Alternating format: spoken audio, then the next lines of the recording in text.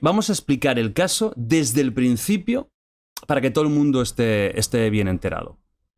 ¿Quién entra? Te vamos contando. Venga, los dos, perfecto. La narración y... Sí, bueno, pues un poco como Pimpinela. Sí, total. Vamos comentando. Bueno, pues como bien decías, 13 de noviembre de 1992, 3 niñas, final de la tarde, se disponen a salir a una fiesta de instituto. Esa fiesta se celebra en una discoteca en la localidad de Picassent. La discoteca se llama Color.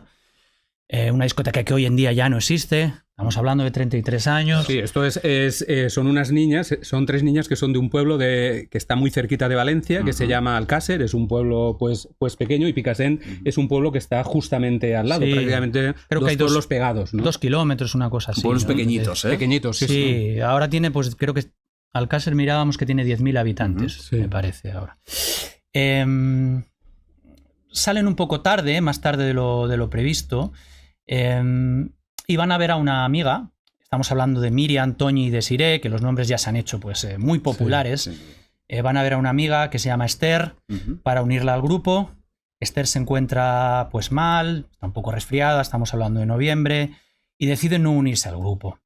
El padre de Miriam, de una de las niñas, pues también, fruto de las fechas y tal, también se encuentra mal, está un poco resfriado y decide que no las puede llevar, que se encuentra mal, ¿no? Y deciden salir a la calle y hacer autostop para llegar a esta fiesta en la discoteca Color. Esto viene a ser pues en torno a las 8 y 10 de la tarde, ¿no? Estamos hablando de una España, no sé si decir una España festiva, de celebración, Barcelona 92, pero el mal no duerme. El mal no duerme. Era otra España. Era otra, y de gente más confiada, ¿no? Exacto. Es como hoy en día. Yo por mi edad también me veo reflejado en cierta manera en esa época. Soy de un pueblo también de alrededor de Valencia. Mi pueblo puede estar como a 20 kilómetros de Alcácer, ¿no? Y no era extraño. Yo en mi pueblo, por ejemplo, no había discoteca. Íbamos a una discoteca que estaba en el pueblo. En los pueblos de al lado teníamos discoteca. Y era habitual, cuando todavía ninguno de tus amigos tenía coche, hacer autostop para ir al pueblo del lado. Y que estábamos en la calle. Que ahora es imposible ver a un niño de 15, 14, 13 años. Pero en ese momento lo más normal del mundo era estar en la calle por la tarde con tus amigos. Y pegarte caminatas y niñas solas por la calle. Era una España quizás más inocente o menos peligrosa según en cómo se mire, ¿no? No, pues nada, ahí las niñas... Primero hacen un tramo hasta... para intentar recorrer estos 2 kilómetros en los que le lleva... ¿Qué edades tenían ellas para 14, 15, ¿no? 15. Sí, Toñi tenía 15 y Desi y Miriam tenían 14. Un tramo lo recorren con unos conocidos del pueblo, y el segundo tramo cruzan un puente hasta llegar a la localidad de Picassent, donde hay una gasolinera, y ahí es cuando empieza todo. Claro, lo que pasa es que, claro, tendríamos que, ya que estamos contando los hechos, digamos que en ese punto es cuando desaparecen. Digamos que su rastro desaparece. Digamos que se puede reconstruir en ese momento que han estado en casa de una amiga, incluso que han subido en el coche con unos vecinos también de esa zona. Pero en ese momento se esfuman.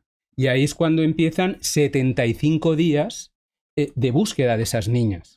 Ahí es cuando el padre de una de las niñas, el padre de Miriam, Fernando García, es cuando, digamos, es la persona que se movilizan los padres de todas las niñas, pero especialmente Fernando García, porque inmediatamente se despliega una campaña, pero una campaña de carteles. Yo, por ejemplo, te podría decir que esto pasó un viernes 13. Yo recuerdo el sábado siguiente, yo como te digo soy de un pueblo también cerca de Valencia, yo recuerdo volver de marcha ese sábado, el día siguiente, y cuando llego a mi garaje, el de casa de mis padres, y para subir la puerta del garaje y meter el coche, yo me encuentro ya un cartel de las niñas. Es decir, que 24 horas después, los carteles con la imagen de las niñas ya estaban distribuidos prácticamente por toda el área metropolitana de Valencia.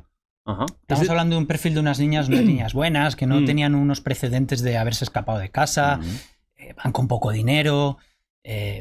Apunta mal desde el principio. Claro. Apunta mal desde el principio. Y empieza esa máquina, de alguna manera capitaneada por Fernando García, que tiene una presencia brutal en medios de comunicación de la época. ¿Por el caso se hace mediático desde el primer momento o tarda un poco en explotar? Desde el primer momento. Desde el primer momento las televisiones ya se involucran en este caso. Estamos hablando de 3 niñas de una tacada. De una tacada. De 14 y 15 años. Es escandaloso, vamos. Porque en ese año es cuando hay otras desapariciones, pero es que no tienen esa repercusión, porque el caso de Olga Sangrador, Leticia Lebrato, son otras niñas que desaparecen también en esa época, pero no tienen la repercusión mediática que tiene esta. Probablemente también por lo que dice Jorge, por el hecho de ser 3 y por el hecho también de que los padres y uno sobre todo se vuelque de tal manera con esa presencia mediática que directamente ahí se empiezan a retroalimentar. Padre y medios. Yo también recuerdo, ya trabajando en esa época, que tú llamabas a Fernando García y se ponía inmediatamente al teléfono y él te iba contando al momento un poco las novedades que se tenían.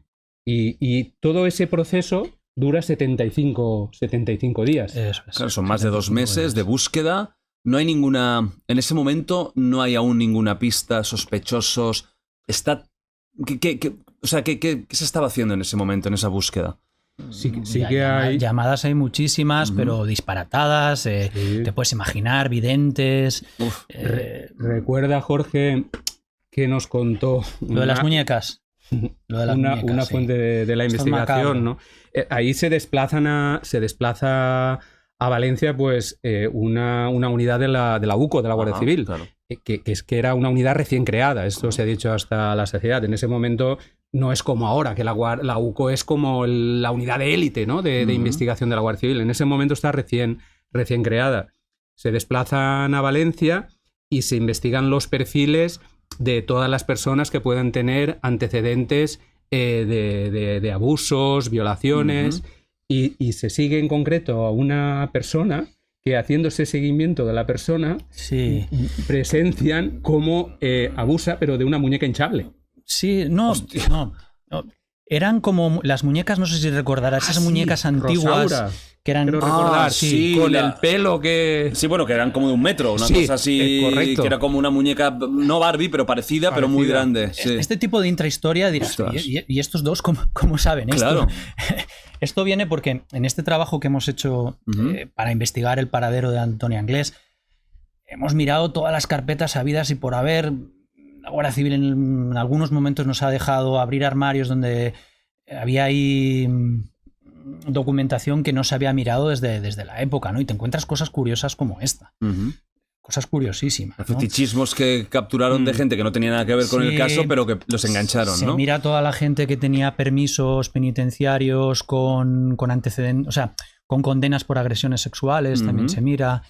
Que de hecho, claro, Anglés en algún momento lo miraron porque era una persona que en ese momento tenía un antecedente bueno, tenía varios antecedentes, pero en concreto uno por maltratar, porque encadenó y agredió a una toxicómana que bueno, tenía una cierta relación con él. Pero eso te lo podemos contar porque es interesante. Luego hablaremos de los perfiles psicológicos de todos los implicados en este caso, que creo que es muy interesante para entender exactamente de qué tipo de persona estamos hablando, ¿no? De momento tenemos que desaparecen las niñas. Pasan 75 días. Donde no se encuentran.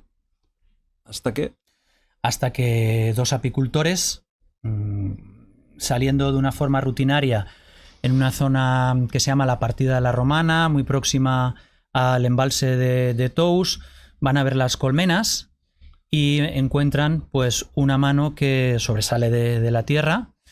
Y acto seguido ahí empieza todo, ¿no? Con un reloj. Con un reloj de bastante tamaño, que se llevaban en aquella época y tal. Y ahí pues saltan las alarmas.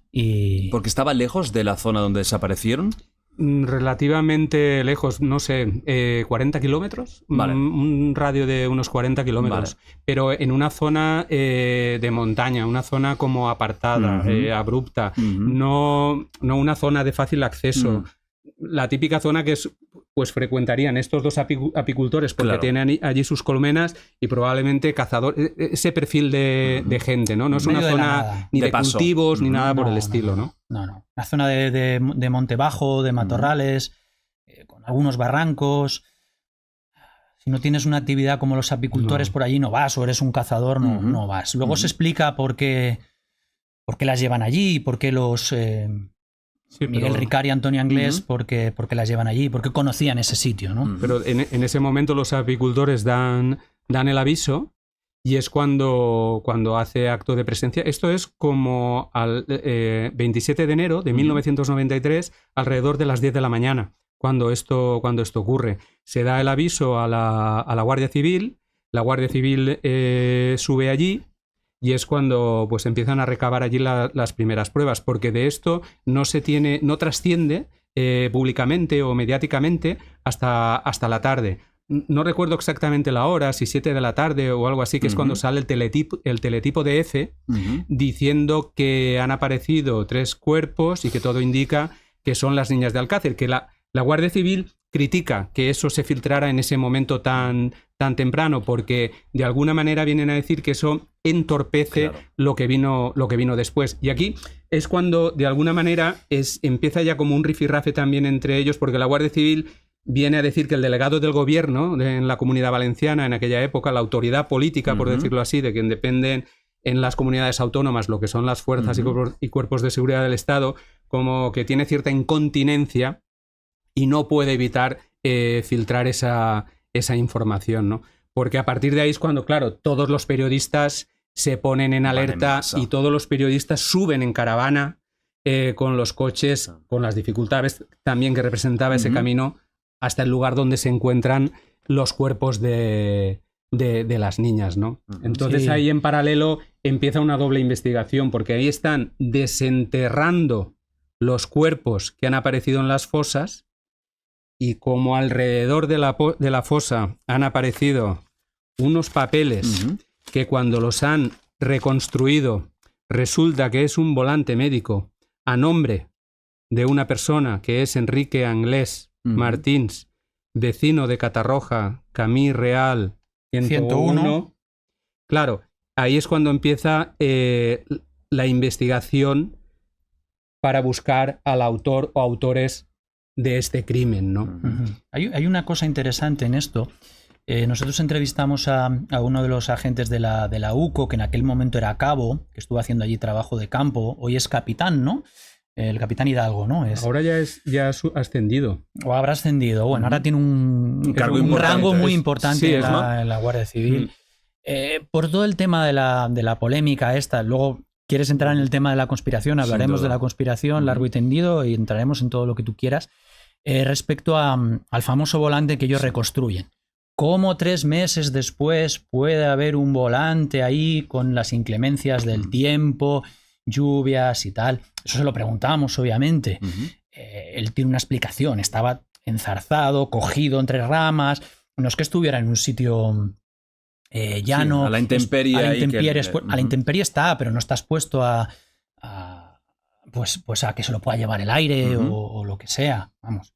El que piense que se ha manipulado, bueno, pues él tendrá sus razones. Yo prefiero creer en esta teoría, que yo creo que es la justa y la verdadera, la realidad, ¿no? El otro me parece muy retorcido, ¿no? Vamos a poner aquí una pequeña pausa, porque ahora ya es cuando se encuentra este volante, ya tienen un sospechoso, o al menos una pista para seguir, un hilo para ir tirando. Antes de eso, me gustaría preguntaros, vosotros que habéis investigado todo el caso, no tan solo el tema de inglés, ¿no? Sino que al final es un caso que se tiene que entender todo para poder llegar a otras cosas. En las primeras horas, ¿qué errores se cometieron en la búsqueda, si los hay? ¿Hubieron errores a nivel de policiales, a nivel de investigación?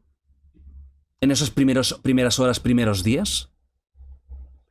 Yo diría que en esos primeros días... Yo creo que no, yo creo que hicieron todo lo que podían. De hecho, tenían una presión mediática gigantesca, enorme. Bueno, presión mediática y presión de Fernando García, del padre de una de las niñas, que él mismo reconoce en algún momento que se inventa alguna situación para forzar investigaciones. El hecho de que vayan, por ejemplo, a cierta casa en el campo él considera que pueden estar ahí y no sé.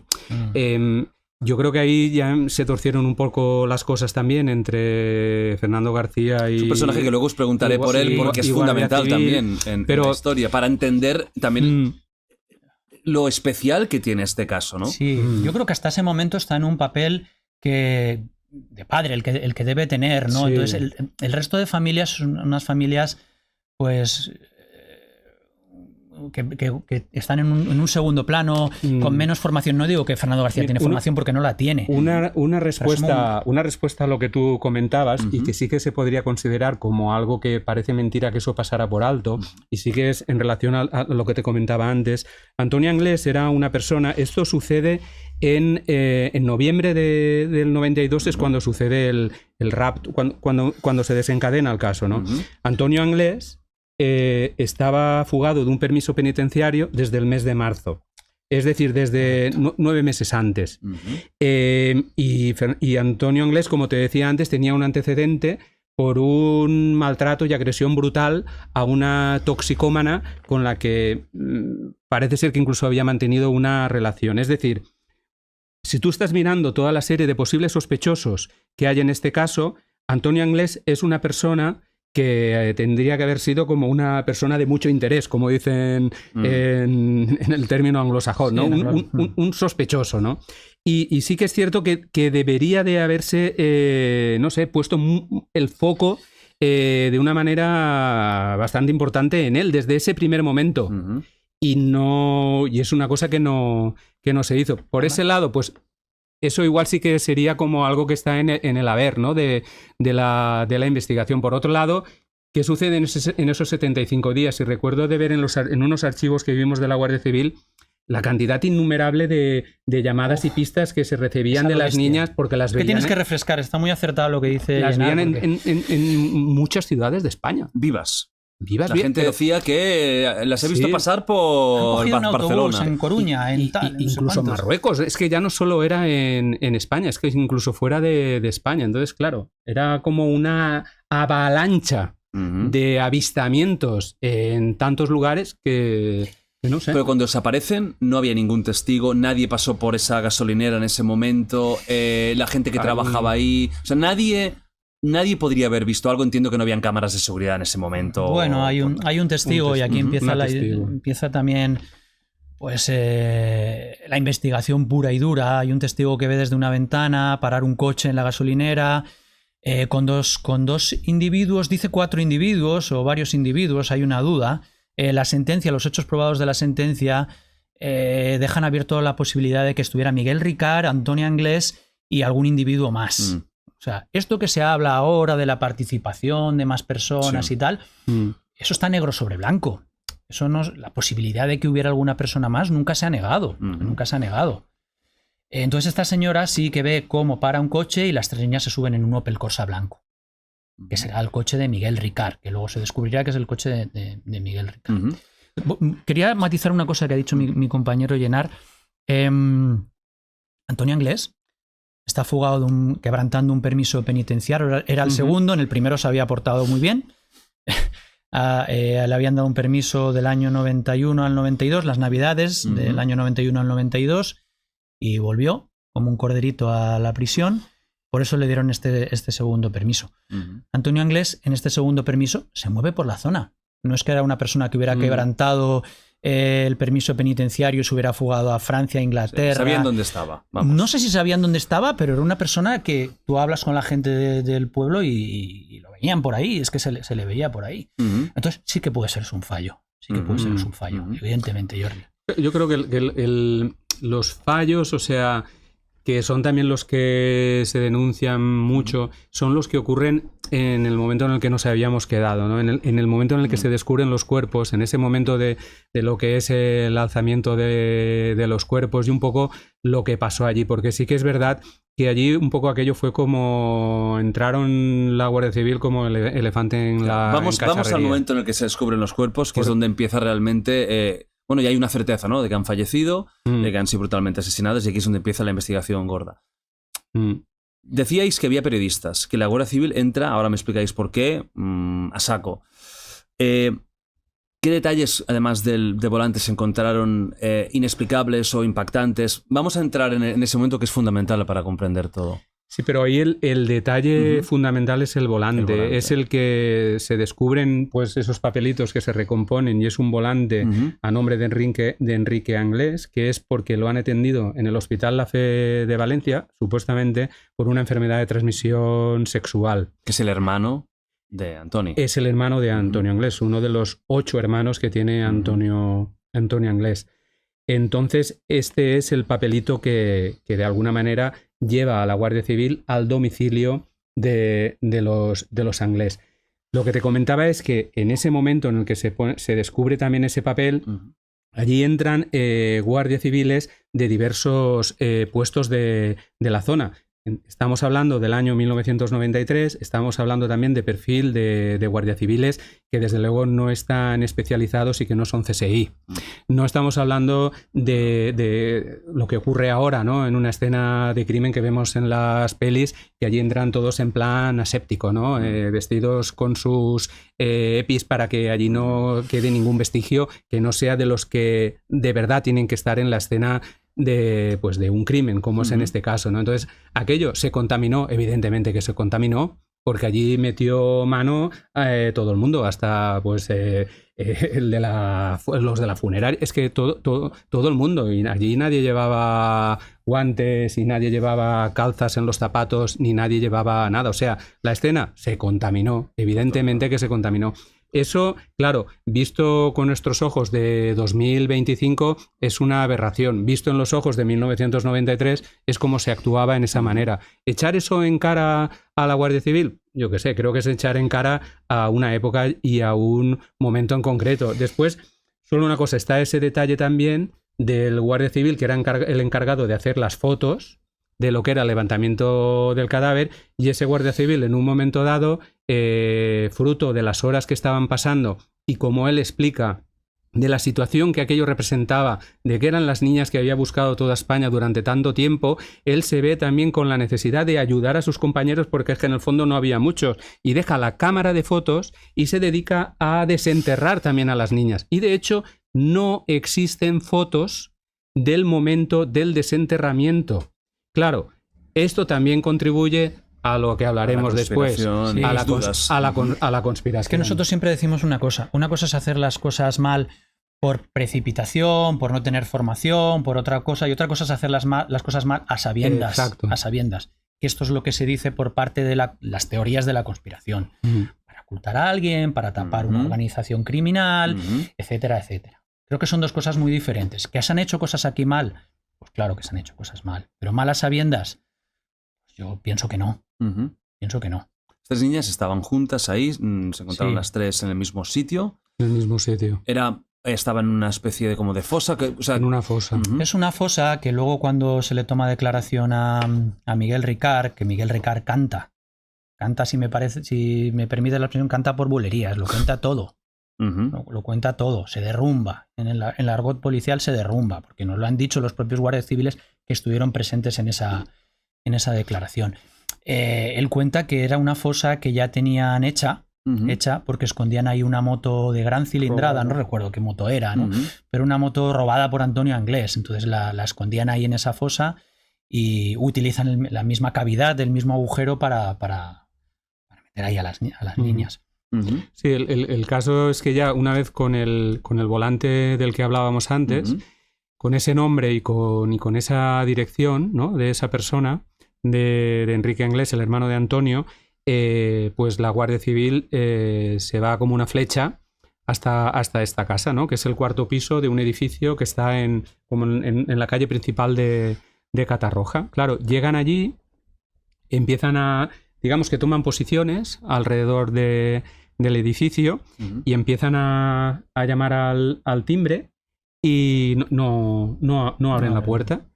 Nos cuenta ese detalle uno de los guardias civiles ya, que también para ver cómo eran los métodos de esa época, ¿no? Que coge un palillo y pone el palillo en el timbre para intentar, o sea, para de alguna manera que el timbre esté todo el rato sonando y molestando a los que están dentro para que llegue un momento que abran la puerta. Nervio ya... Que por nervio tenga que abrir. O sea, son métodos, claro, que son como... Se puede ver cutre hoy en día, pero bueno, es como se actuaba entonces, ¿no? No sé, son los métodos. Lo cuenta él. Lo cuenta él así, con total naturalidad. No... Sí. Y bueno, hasta que llega un momento que pasan, no sé si llega a decir 20 minutos o... Ahí está la hipótesis de que ellos atrancan la puerta. Sí, es que... Nosotros hemos estado en esa casa y es muy curioso, ¿eh? ¿Lo cuentas tú? ¿Lo cuento yo? Cuéntalo. Nosotros en el piso donde comienza la huida de Antonio Anglés estuvimos hace unos años y más o menos la disposición de la casa era la misma que en aquel entonces. Entonces es un recibidor que está a la puerta y como a 2 metros hay un muro que si tú pones un palo así atravesado, pues no sé cómo podría explicarlo gráficamente, pues hace que la puerta no se pueda abrir, trancas, ¿no? La trancas, la trancas. Como un recibidor pequeño. Sí, como un recibidor pequeño, ¿no? Entonces, metes ahí un palo, una fregona o lo que sea y eso la puerta queda así trancada. Supuestamente eso es lo que hace la familia Anglés para que Antonio huya por una de las ventanas del fondo. ¿Quién había ahí en ese momento? En ese momento estaba en la vivienda, o sea, llega un momento ya que abren la puerta. La puerta la abre un chico que era el novio de Kelly. Kelly es una de las hermanas de Antonio Anglés. En ese momento estaban en el piso el novio de Kelly, estaba Enrique, estaba Neusa y estaba Mauricio. Estaba Mauricio. Esas son las personas que estaban en el piso. Claro, ahí cuando entra la Guardia Civil, ha transcurrido un tiempo, 15, 20 minutos, entre que empezaron a llamar y entre que abrieron esa puerta. Este chico dice, bueno, yo he abierto, estaba durmiendo en la habitación y ya cuando me ha molestado el ruido, he ido y he abierto la puerta y he visto que eran ustedes. Ahí entra la Guardia Civil, que describe también el piso de una manera como... con tierra por el suelo, incluso hablan de hasta excrementos. O sea, hablan de una vivienda marginal. Una vivienda marginal con mucha suciedad, desordenada. De hecho, explican que la única estancia de ese piso que es normal es la habitación de Kelly. Una habitación que tiene un candado. Imaginémonos una habitación que tiene un candado. Y esa habitación es la única que es como el oasis dentro de esa vivienda que está ordenada y que es una habitación normal. Que es normal. Claro, ahí se produce una situación que la Guardia Civil está buscando a Enrique. Y Enrique está allí. A Enrique se lo encuentran. Claro, cuando nos cuenta este Guardia Civil, que es José Moreno, que sale también en la serie, que se encuentra con esta persona y tienen ese primer intercambio de impresiones con él, piensan que aquí hay algo que no cuadra, porque tiene una personalidad que cuando hablas con él también dices, este chico no lo veo yo detrás de lo que nosotros estamos viendo. De todas formas se lo llevan a todos, ¿eh? A toda la familia, a toda la gente que estaba en la casa. Todos los que estaban. ¿Qué tipo de personalidad le ven a Enrique en ese primer momento? Bueno, es una persona que tiene un trastorno mental. Un trastorno mental, entonces... Algo de deficiencia. Sí, tiene una deficiencia. Entonces, a priori, para una cosa de tal calibre no se le ve con un perfil para haberla cometido. Entonces, es uno de los primeros, ¿no? Que creo que... Sí, que lo dejan en libertad, habla con los medios, dicen que no tiene nada que ver. Sí. Ahí la Guardia Civil se lleva a todos los que estaban en el piso, se los lleva al cuartel de Patrais, que está en el centro de Valencia, y empieza como a tomar declaración. Entonces, por ejemplo, en esa primera manifestación, que Ricard todavía es como toda una cosa muy light, viene a decir que eso Enrique no es capaz de hacer esas cosas, que Enrique es una persona inofensiva. Sí, el propio Ricard les culpa a Enrique. Y utiliza esa palabra y dice que si eso lo ha podido hacer alguien es Antonio Anglés. Ricard, ¿cómo llegan a Ricard? Ricard es que llega posterior. Es que eso nos lo hemos dejado, sí. Tienes toda la razón. Ricard llega posterior. De momento tenemos un cerco a la familia Anglés, sí, que es la principal sospechosa, alguno de sus miembros. Claro, hay otra figura, Miguel Ricard, que al final son los dos, ¿no? Sucede otra cosa, sí. Sí, Miguel Ricard llega con una bolsa de naranjas para entregárselas a Neusa. En ese momento que estaba la policía. En ese momento que está la policía. Coincidencias también de la vida. La Guardia Civil, perdón. Y llega con las naranjas para entregárselas a Neusa. Y también se lo llevan. Sí, que llevan a todos. Que se produce en ese momento una situación que también es muy curiosa, que es el mensaje que se recoge en el contestador que tiene Kelly en su habitación, que es mientras está produciendo ese registro de la Guardia Civil, de repente se oye que se activa el contestador de Kelly. Entonces se oye como una voz, que uno de los capitanes de la Guardia Civil que está dentro del piso, el capitán Ibáñez, creo recordar, dice: ¡apaguen esa radio! Y en realidad no era una radio, era el contestador en el que Antonio Anglés estaba dejando un mensaje, que es este mensaje que se escucha, que es: Kelly, soy Rubén, dile al rubio que coja los Kellogg's y la leche y se vaya donde está la maneta de la moto. Que es como un mensaje cifrado, ¿no? Claro, cuando lo escuchan ahí, la Guardia Civil en ese primer momento tampoco acaba de entender nada, porque es el rubio, Rubén, o sea, es toda una serie de nombres que tampoco conducen en ese momento a nada, ni tienen información que les lleve a sospechar de nada en ese momento, ¿no? Y ahí es cuando la Guardia Civil, ya con Ricard dentro del piso, que ha llegado con esa bolsa de mandarinas, es cuando se lleva a lo que decíamos antes, a toda la familia Anglés que estaba en ese momento en el piso, más Miguel Ricard, todos los conducen hasta el cuartel de la Guardia Civil. Y ahí un poco, por las declaraciones de todos, digamos que a Enrique lo exculpan y todos empiezan a señalar de alguna manera, principalmente Miguel Ricard, que si alguien ha podido hacer eso es Antonio Anglés, ¿no? Y ahí es cuando de alguna manera empieza esa búsqueda de Antonio Anglés, y es cuando hasta se van a la cárcel Modelo de Valencia a hablar con Roberto, que es otro de los hermanos Anglés que estaba en ese momento interno, que acuden allí también hasta para preguntarle a él dónde está tu hermano, porque ahí es cuando ya empiezan a decir, bueno, Antonio, ¿dónde está? Claro. Antonio, ¿dónde para? ¿no? Hay una cosa dentro de la intrahistoria del caso con Kelly.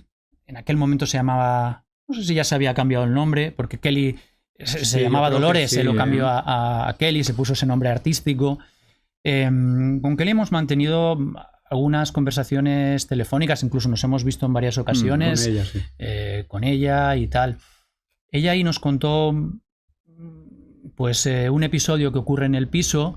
Nosotros ni le damos credibilidad ni se la quitamos, es lo que ella cuenta. Porque solo te corto un segundo y sigues, Jorge, porque aquí es que en la historia es que en ese momento la familia Anglés dice que Anglés estaba dentro del piso y que Anglés huye del piso cuando suena el timbre porque ve que es la Guardia Civil saltando por la ventana, que podemos hablar luego del salto. Pero aquí hay como diferentes versiones. Para la Guardia Civil, Anglés no estaba en el piso cuando entran. Pero la familia declara, ellos mismos dicen que sí que estaba y que huyó por la ventana. Y entonces, ¿qué sentido tiene si estás encubriendo al presunto asesino? Decir que se ha intentado jugar, que es una pista clarísima de que algo malo ha hecho, ¿no? Correcto. Pero aquí viene lo que contó Kelly. Kelly dice, bueno, ¿queréis hacer una investigación sobre dónde está mi hermano? Pues si queréis hacerla en serio de verdad, contar algo serio de verdad, yo te voy a contar lo que pasó en ese piso. Entonces, relata un episodio que no sé si lo podemos calificar de fantasioso, rocambolesco, o igual tiene parte de verdad, pero es lo que cuenta. Nosotros ni es lo que ella cuenta. Es lo que cuenta ella y ya está. Ella dice que traza una cuerda con varias sábanas, las ata a la pata de la cama y Antonio se descuelga por una de las ventanas del fondo. No sé. Prison Break esto, ¿eh? Es totalmente. Te está sorprendiendo porque no es una cosa muy... No, porque además es que es la típica fuga cliché. Es la cliché. Sábanas enrolladas totalmente. Y descolgándose, porque estaba bastante arriba, o sea, ¿no podría haber saltado normalmente? No, porque esto es un cuarto piso. Sí, que es que un cuarto piso ya, cuidado. Claro, bueno, sí. pero a la altura del segundo había un salón de bodas que es como un tejado enorme Entonces, pero él no tenía, o sea, no podía saltar así, recto en vertical porque entonces era un vacío de 4 pisos. Pero si saltaba en oblicuo... ya eran 2 pisos. Eran 2 pisos. Entonces Kelly venía a decir que se descuelga por las sábanas, se balancea y entonces cae en la parte del salón de bodas. Y con mucho aplomo dice, esa es la última vez que vi a mi hermano.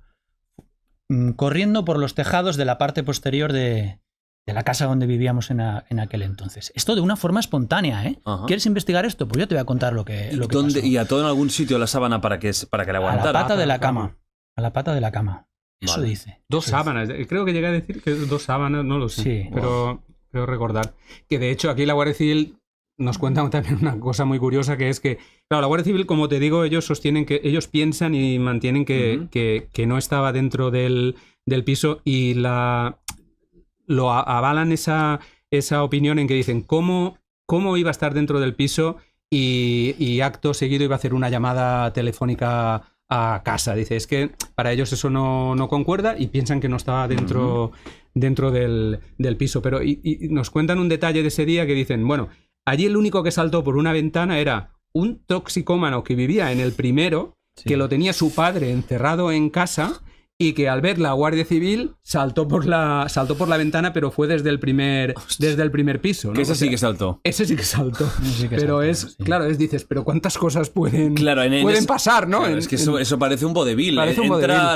Ricard entra con naranjas. Correcto. El otro se fuga o no. La familia, que bueno, ya hablaremos después cuando hablamos del perfil de Anglès, de su familia. Sí, peculiar donde las haya también. No es una familia al uso, ni mucho menos. La fuga ahora con unas sábanas, es que todo es... A ver, tú quieres entrar un poco en el perfil de la familia, en el perfil psicológico de Antonio Anglès, que luego entramos, si te parece... Sí, luego entramos en detalle para conocer. Nosotros hemos hablado con infinidad de gentes, es que me viene a la cabeza Raulillo, Raulillo, un amigo de la infancia de Antonio Anglès, que falleció. Nosotros le preguntamos a la familia, concretamente a Kelly, si Antonio Anglès tenía un amigo... cuál era su amigo del alma, el amigo de pequeño con el que siempre, el que te cuenta al que le cuentas sus cosas, el mejor amigo. Dice Raulillo. Solo para que entiendas el perfil, Raulillo pasó 23 años de su vida en prisión por atracar bancos, entre otras cosas. Vale. Entonces, respecto al piso, él nos dice que en ese piso en Camí Real, que se llama la casa, en Catarroja, que no está muy, muy lejos de Alcácer, él tenía siempre preparadas unas zapatillas en la ventana, lo recuerda Llenar, tenía preparadas unas zapatillas en la ventana por si venían a buscarle, ponerse las zapatillas y salir volando. Un tipo que siempre el tema de las huidas y las fugas de la policía lo tenía aquí. Ensayaba las fugas. En todos los domicilios donde vivía, él siempre ensayaba el camino de fuga. ¿Cuál era pero es que lo enseñaba con cronómetro. O sea, de tonto no tenía un pelo, vamos. No. Pero además era como que se cronometraba para intentar mejorar y cada vez hacerlo más rápido, hasta ese nivel de obsesión. O sea, que no es descabellado que pudiera haber estado en ese piso y haberse fugado de alguna manera, que él hubiera encontrado quizás... Además es un temerario, o sea, es una persona que ha demostrado una serie de cosas que tiene poco apego a su propia vida, ¿no? Si tiene que huir, se tira de donde haga falta.